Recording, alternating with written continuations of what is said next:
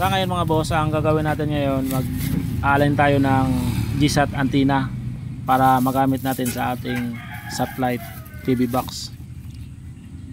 Bale, papalitan natin mga boss ang kanilang GSAT box nitong satellite antenna receiver, satellite box receiver. Bago natin mga boss i-adjust ang tornilyo, lalagyan muna natin dito ng marking patalandaan para hindi tayo bagay maligaw sa signal. Ayan. Bago natin yung galawin, kasi ito mga boss na dish antenna nila, mayroon na itong signal para sa GSAT o kaya sa signal box. Pero kung satellite box ang gagamitin, kailangan ito i-realign, i-adjust ulit. Ayan. Bali, pipihitin lang natin ito mga boss pa kanan kunti at itataas kunti natin ang dish antenna mga 95 degrees. Ayan.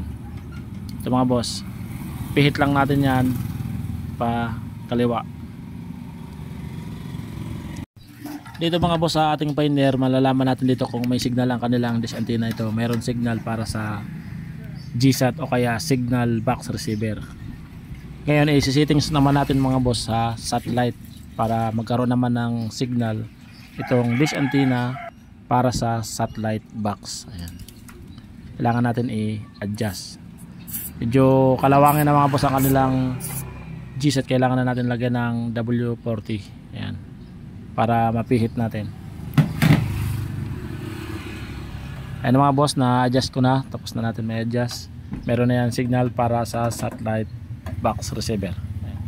Gumamit tayo ng vice grip dahil mali, ano na yung tornilyo.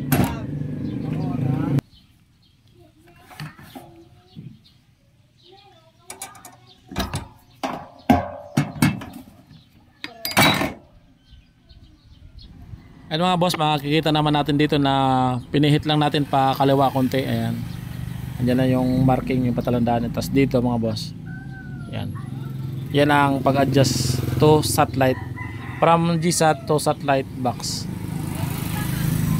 Adjust lang konti. Okay na. Yan lang po mga boss, maraming salamat sa panonood sa ating video.